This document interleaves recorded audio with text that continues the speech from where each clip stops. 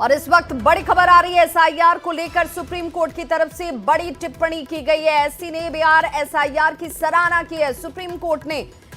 बिहार में हो रहे एसआईआर की सराहना की है और सुप्रीम कोर्ट की तरफ से लगातार इस पर सुनवाई चलती हुई और हर रोज एक बड़ी टिप्पणी सुप्रीम कोर्ट की तरफ से की जाती है। सुप्रीम कोर्ट ने इससे पहले भी कहा था कि एसआईआर की जो प्रक्रिया है बिल्कुल सही है और इससे बिहार के लोगों के हित में देखा जाना चाहिए। ये बिहार के लोगों के हितैषी है और ऐसे में एसआईआर को लेकर सुप्रीम कोर्ट की तरफ से कहा गया है कि ये बहुत बेहतरीन है, सराहना इसकी की गई है। आप जमीनी स्तर तक जा रहे हैं, आप समझ रहे हैं कि ये लोग जो लोग वोटिंग का अधिकार रखते हैं वो जीवित हैं या नहीं हैं, वो नागरिकता रखते हैं या नहीं रखते हैं। 11 आधार आपके पास दिए गए हैं जिनको में से किसी भी एक आधार को दिखाकर आप ये बता सकते हैं कि आप वोटिंग करने का अधिकार रखते हैं। और संवाददाता दिल्ली से शंकर आनंद हमारे साथ जुड़े हैं। शंकर आनंद, लगातार सुनवाई चलती हुई और कोर्ट की तरफ से इस वक्त एक और बड़ी टिप्पणी कि ये सराहनीय कदम है एसआईआर को लेकर।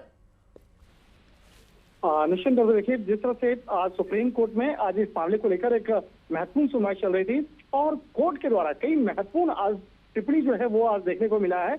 इस मामले में कोर्ट ने सुझाव दिया है कि चुनाव आयोग यह बताएं कि वो कौन कौन सी वेबसाइट मौजूद है जहां पर जानकारी उपलब्ध कराया जाए और इसके साथ ही जिन लोगों का नाम हटाने के कारण भी स्पष्ट किया जाए। यानी कि जो 65 लाख लोगों के बारे में जो जिक्र हो रहा है, जो लाखों लोगों के बारे में जिक्र हो रहा है कि जिनके नाम वोटर लिस्ट से हटा दिए गए, तो उनका नाम और उनके नाम उसके नाम क्यों हटाए गए हैं वो भी बताने का जो कारण है वो स्पष्ट किया जाए। तो एक तरह से ये सुझाव कोर्ट के द्वारा दिया गया है। इसके साथ ही कोर्ट ने ये भी कहा कि आप सही कह रहे हैं कि पहले कॉलम में आधार है और अगर उपलब्ध नहीं है तो बाकी दस्तावेजों की सूची है, तो यह नागरिक हित है। देखिए, इस मामले में आज कोर्ट ने भी फिर आज स्पष्ट किया है कि ये एसआईआर जो है यानी कि मतदाता सूची पुनरीक्षण का जो मामला है ये नागरिक हित ऐसी है और फिलहाल हम इसी तरह से आगे बढ़ेंगे। एक तरह से कहा जाए कि इसके मतलब जो है वो भी काफी महत्वपूर्ण है और जिस तरह से आज इस मामले पर सुनवाई के दौरान कई महत्वपूर्ण जो बातें जो रखी जा रही थी, तो इस मामले में सुप्रीम कोर्ट ने बिहार एसआईआर की प्रक्रिया की सराहना की है और दो जो महत्वपूर्ण जो आज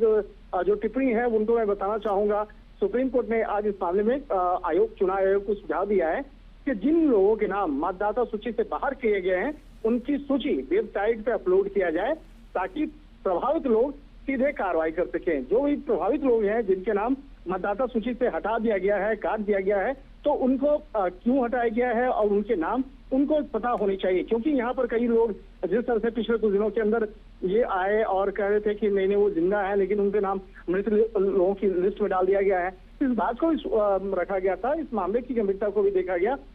इसके साथ ही सुप्रीम कोर्ट ने स्पष्ट भी किया है कि हम नहीं चाहते हैं कि लोगों के अधिकार राजनीतिक दलों पर निर्भर हो। तो इस मामले की जो भूमिका है वो समझना बहुत महत्वपूर्ण है। एक तरह से कहा जा सकता है कि लोगों के लिए किस तरह से एसआईआर मददगार साबित हो सकता है और इन तमाम मसलों को आज कोर्ट के अंदर में तमाम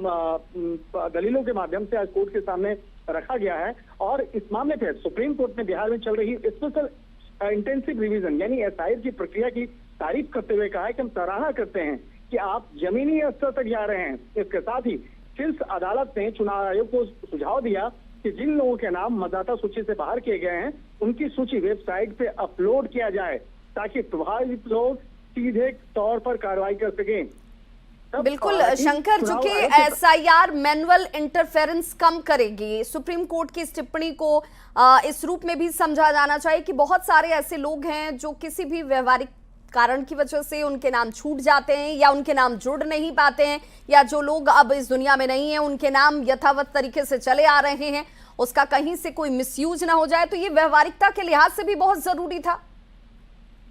निश्चित तौर पर देखिए, इस मामले पर जिस तरह से आज सुनवाई चल रही थी, हालांकि ये मामला अब शुक्रवार को भी इस मामले पे यानी कि कल भी इस मामले पर सुनवाई होगी और इस मामले पर कोर्ट ने कहा है कि हम इस मामले को शुक्रवार को भी रखेंगे और